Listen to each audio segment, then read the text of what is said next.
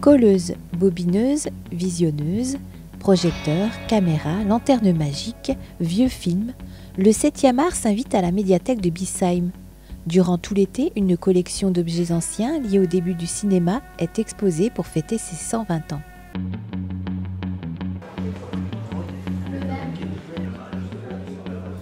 Tous ces petits trésors, parfois trésors imposants, ont été apportés par un passionné, Bernard Gilbert.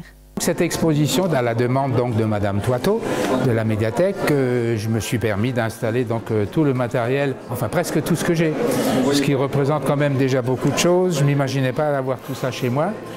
Donc le plus ancien, 1840 jusqu'à, on peut dire, jusque dans les années 70, sachant que en 1840, le cinéma en tant que tel n'existait pas, c'était ce qu'on appelle les lanternes magiques, c'est-à-dire en alsacien ou en franc-alsacien le latre magie.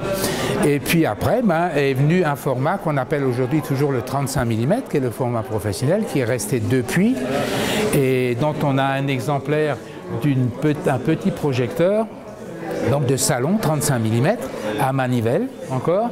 Et bien sûr, alors avec tout ça, c'était lampe à pétrole.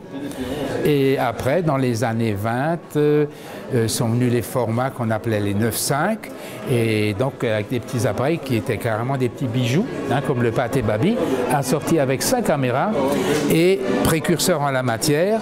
Ils avaient déjà des films donc sur cassette, on peut appeler ça des petites cassettes, qu'on pouvait acheter, des films avec des aventures, des trucs religieux, des trucs éducatifs. Bon, après a évolué, est venu le 8 mm. Et dans les années 70, le Super 8. Bien sûr, entre-temps, il y a eu le 16, qui est un format professionnel, entre le 35 et le 8, qui a beaucoup été utilisé dans les salles. Et dont il y a toute une série d'appareils qui sont exposés là en face, dont le plus ancien que j'ai, qui est des années 30, projecteur transportable déjà à l'époque. Bien sûr, ces appareils étaient assez lourds comparés aux petits, 8 et Super 8. Et bien sûr, les caméras qui vont avec. Et les accessoires, les colleuses, les bobineuses, comme il y en a une ici. Ces différents objets nous dévoilent leur secret de fonctionnement et nous rappellent qu'à l'époque, il n'y a pas si longtemps, le travail du montage vidéo était plus complexe. Ça, c'est la bobineuse que mon père avait montée, qui servait de colleuse, de bobineuse et de visionneuse. On pouvait visionner le film sur un petit écran pour voir où c'est qu'on allait couper. C'était un boulot de fou. Aujourd'hui, en vidéo, c'est tellement simple. Là, il fallait les ciseaux, il fallait de la colle, image par image. Préparer une émission comme on la prépare à TLB, il faudra un mois pour la préparer.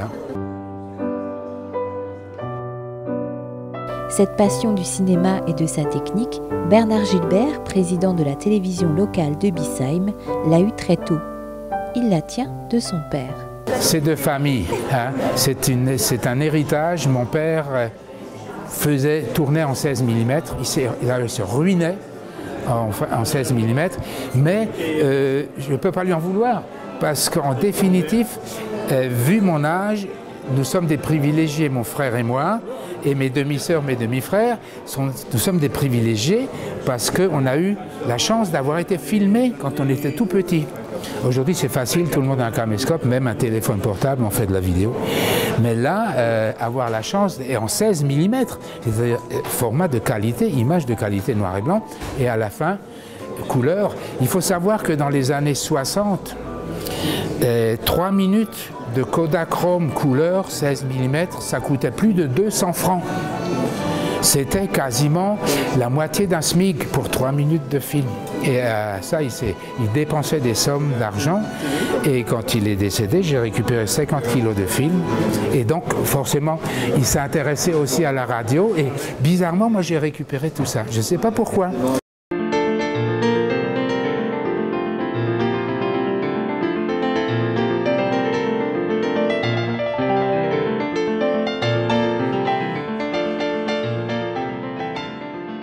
L'exposition est visible durant tout cet été à la médiathèque de Biesheim.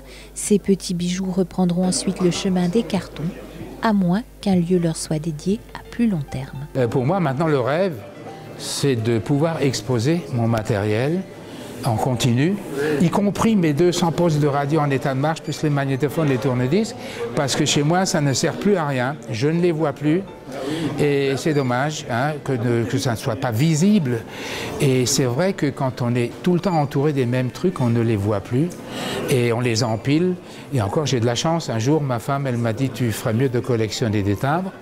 À quoi j'ai répondu, rassure-toi, j'ai un beau-frère dans le Nord, il collectionne les tracteurs. Donc tu vois, on l'a échappé belle.